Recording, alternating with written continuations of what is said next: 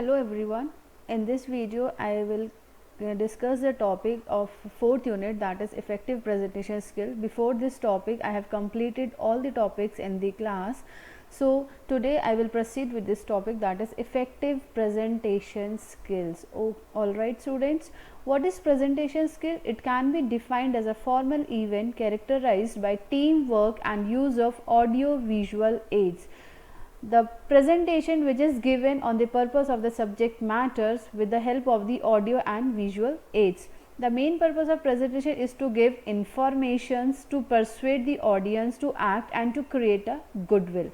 A good presentation should have a good subject matter, should match with the objective, should best fit the audience and should be well organized.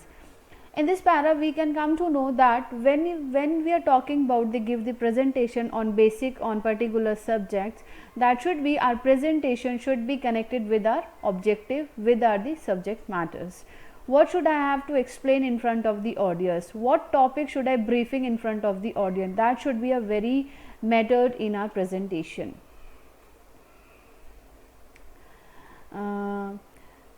Let's move to the next slide, that is characteristics of a good and effective presentations. There are many characteristics and effective presentations, like presentation idea should be well adapted to your audience, relate your presentation message ideas to the interest of the audience. A detailed audience analysis must have before the presentation, that is an analysis of the needs, age, educational background, language and culture of target audience.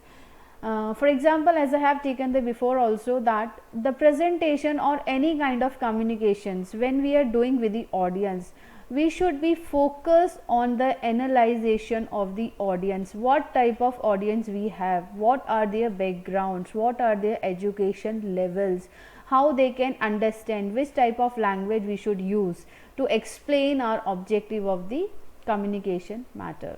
A good presentation should be concise and should be focused on the topic. When we are present our topic in front of the audience, we should connected our briefing subject matters to the particular topic. What should we are explaining? It's connected with our topic, on what topic we are going to track with the peoples. That means our presentations matter subjects which should be a very concise and very focused and tentative on the topic. A good presentation should have potential to convey the required information. When we are going to present something, there should be some objective beside that. Like for example, if I give the information that your sessional will be held in the coming week of the April, or we can say last week of the March, that means the objective of my presentation, the objective of my message, it should be get it to you. Likewise, that you can come to understand what is the motive of my message to convey with you all. The fear should be transferred. Now come to the next point. The fear should be transferred into positive energy during the presentation. Be calm and relaxed while giving a presentations. Yes, many of the times when we are having the time or chance to face the dais or podiums, many of us having hesitations or lacking our just moving from here, or just make us ourselves calm in front of the audience. Until unless if we are not positive, then we cannot address with the audience, we cannot present a presentation in front of the audience. This is the main point. So be cool and calm and be motivated in yourself, and just having the eye contact. If you don't have any eye contact with the audience, you cannot conclude your message or you cannot fulfill your objective of the given presentation in front of the audience. Next point is good presentation must be planned. Of course, when we are going to something, for example, if you are getting a chance to do an anchoring in the presentation, that means you have to rehearse before the actual presentations given in front of the audience or in front of anyone. Until unless we do not do any rehearse, that means there is a lack of confidence, and when there is a lack of confidence, your total or whole presentation will be useless.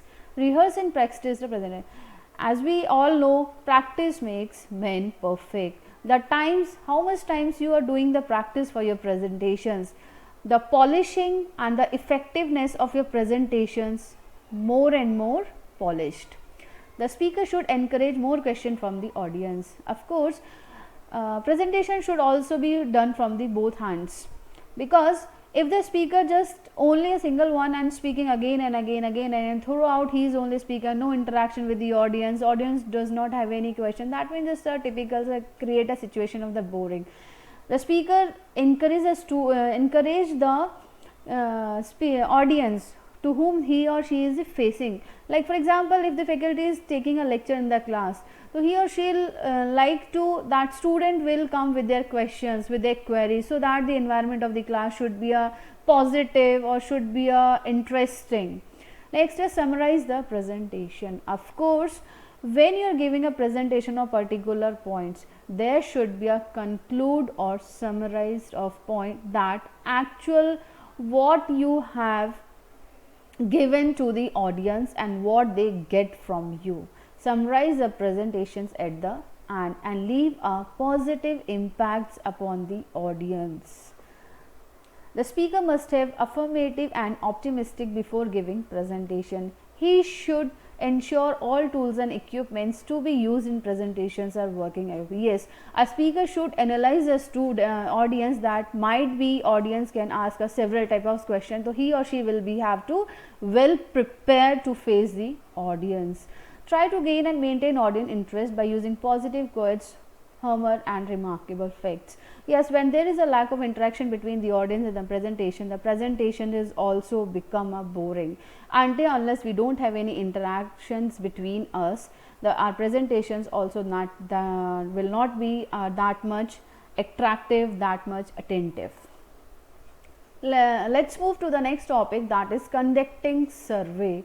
Conducting survey, basically, as we know, when the word is coming survey means to gather the information on the primary data or else on the basis of the secondary data. As we having the words that is survey, we can collect the information from different respondents, or else to whom we are making our survey, we are making our questionnaires, to get the several informations which we are required to collect the informations. What are the basic features of survey? Let's discuss the one by one. What are the basic features of survey? Decide on your research goals.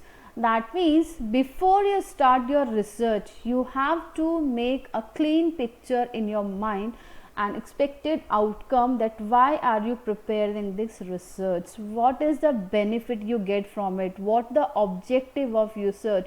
That means you have to decide what are the different features, what are the different goals of your research is doing, and doing a survey in front of the peoples in the market, or having interaction different kinds of peoples. Next is create a list of questions. When you are deciding the goal of your presentations or survey, you should have to making the list of the questions, list of the subject matters, list of the objectives, that on what basis and what type of questions you need to require to ask the audience. What type of question you put, like open questions, closed questions, metric table questions, single or multi responses questions, like objectives types. It's depend on you that how can you prepare your question list to asking about the respondents. Next is invite the participants. There are many ways to invite people to take part in your online survey. Who you want to take part in your survey will help you to decide on the best contact method. You can spend a mail to subscribe your list, post your surveys, send surveys by SMS, design banner that can be displayed on other website if you wish cast to. Means you have to invite the participants to join your online questionnaire, to join your online surveys, in which you are the need basically requirements of the information you need. Gathered your responses. What did he say? That means it is important to monitor your response rate, as your final sample size will depend on how many participants complete your survey.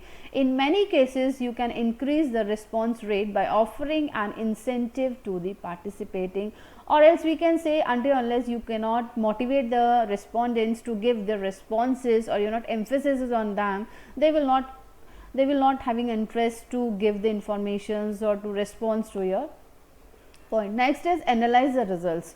Visualize your data by representing the results in chart and graph, as this will help you quickly references your results in reports. You can also make use of text analysis, word open-ended questions to pick out common responses trends. You can also print out the data in form of spreadsheets which can be exported for further analysis. Now you have to analyze the research, how many respondents are reacted to your survey, how many have given the feedbacks, what type of responses they have given, is it positive or is it negative, what type of. Next, after that all the points have been concluded. Next is write a report. The final step is conducting online surveys to write a report explaining your findings, what you collect the information, what you have analyzed from the respondents, responses of the respondents, what you concluded. A successful survey solver provide reliable answers to the questions who had about your business, product or services.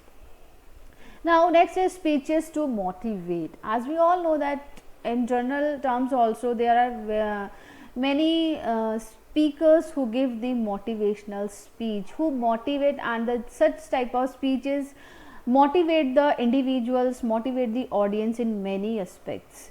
What is the motivational speech? It is a speech inspire audience members to make a change. If you are very passionate on a particular subject, audience members will able to recognize and energy. It is important to plan your speech advance and ensure your message is both clear and appropriate for the audience you are addressing, and ensure it creates a deep impact, clear purpose. Like when you are going to speak something, you should be very clear, you should be very precise, and you should be very confident what you are saying, because until unless you are not confident in your speeches, you cannot able to speak with the full motivational powers, with full of confidence. If you are trying to motivate people to do something, it is important to make the intended behavior clear. If I am not motivated by myself, how can I make a people's motivated? This is the main point. First I have to work on myself, then I have to work on the people's.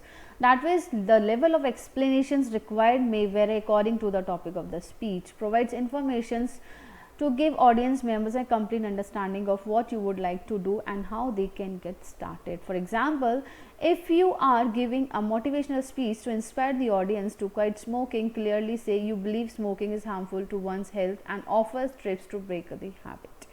Of course, when you are giving any message, when you are motivating the people, you should have a right example or a very effective example in front of the audience, so that they can be motivated by your speech. Personal story, it is also the point, that is personal story is also helps you to make your speech remembers, to make your speech effective in front of the people. When you are telling the examples in our personal life experience basis, your presentations is also be a very much effective in front of the audience. Next is audience face. You should have to speak according to the audience, according to the expectation of the audience. When you have the level of speech is low according to the audience, or the upper according to the audience, that means your speech is useless. You have to speak on that basis, which is very effective, which is very very important to fit your speech in front of the audience. Until unless they are not getting anything from your speech, that means your efforts, your everything will be spoiled. Next is ending points. When it's a very important points, that when you are giving a speech, you should have to draw the main points of your speech together. Briefing, reviewing key themes, inspire listeners with the call to action. For example, let's say the example, if you are giving a motivational speech on weight loss, and your speech by mentoring how much confidence you are gained by changing your diet, and reminding listener that they have to prove their, basically means you have to give up some positive key point to the audience, so that they can be motivated by this. All right guys, with this last slides of this topic I have to conclude, and in next sessions I will start with the next topic of this units. Thank you all.